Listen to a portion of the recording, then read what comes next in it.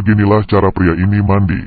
Jutaan anggur berkualitas dituang ke dalam kolam, berjemur dengan nyaman, tinggal di villa puluhan juta.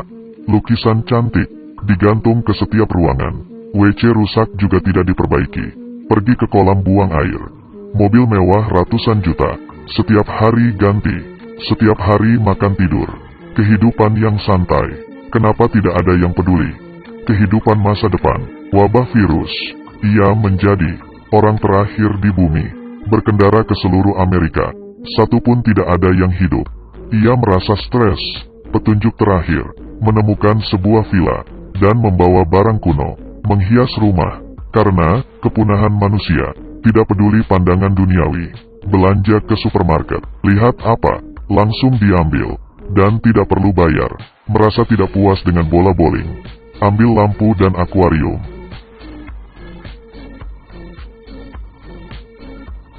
Dan paling hebat, mengambil mobil sembarangan. Ke mobil ratusan juta. Pelan-pelan dorong. Turun. Kehidupan yang bahagia. Tidak berapa lama, ia mulai merasa kesepian. Di koran lihat wanita tua. Ia merasa sangat cantik. Ia melihat orang yang lama sudah dikaguminya. Jendela, Dewi, baru mulai masuk. Dan heboh. Senang berkenalan dengan Anda.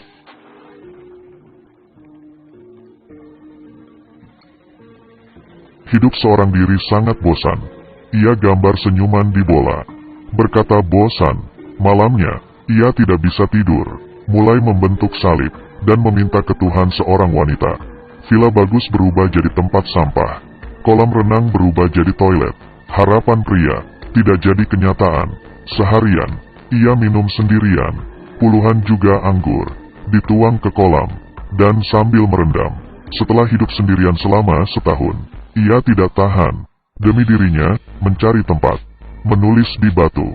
Bersiap mengakhiri hidupnya. Ia siap. Menancap gas. Mobil mulai ngebut. Ke arah target. Ia menginjak rem. Karena ia lihat. Kejauhan. Ada asap. Ia senang. Menyetir ke arah asap itu. Turun dari mobil. Hatinya melonjak. Ini. Pakaian wanita. Kalau di bumi ini. Hanya tinggal satu orang. Kamu bakal ngapain? Ada orang pakai telur. Diminumnya mentah. Menyetir mobil mewah ke supermarket. Orang Amerika ini lebih hebat. Berendam di ratusan juta anggur. Mobil mewah dihancurkan. Tapi sekarang, ia sadar. Di dunia ini masih ada seorang wanita yang hidup. Tiba-tiba ia pingsan. Saat sadar, lihat seorang perempuan cantik. Keduanya berciuman. Tapi beberapa saat, ia buka kedua matanya dengan jelas. Wanita cantik sebelumnya berubah jadi wanita tua. Kamu mau ngapain? Benar-benar sial.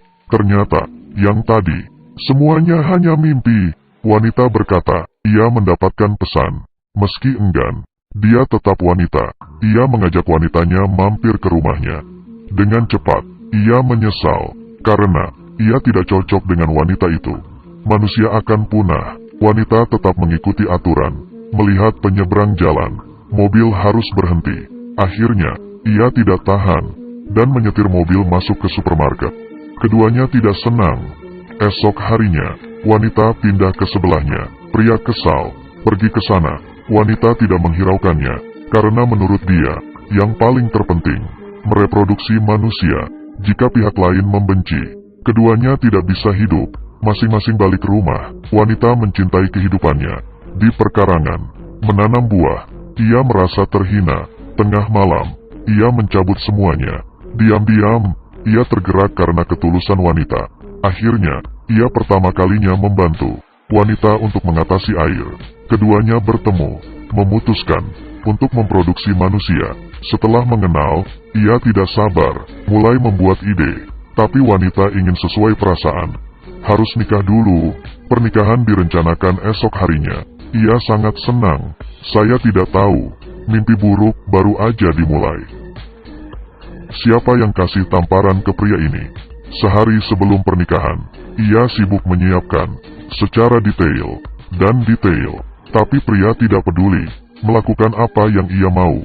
Mencoba berbagai jenis permainan.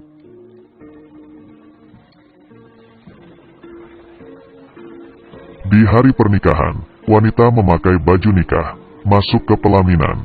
Sadar pria, berpakaian jelek, pakai sembarang. Wanita tidak puas, tapi masih sabar, karena wabah virus. Hanya mereka yang masih beruntung hidup, harus saling menolong, memproduksi manusia dengan cepat, sampai ketukar cincin. Ia tidak sabar, pria bingung. Ia dari awal bilang pernikahan, melupakan tentang tidak menyiapkan cincin. Melihat kelakuannya, ia melempar bunga dan meninggalkan pelaminan. Ia khawatir, bawa cangkul ke depan pintu wanita.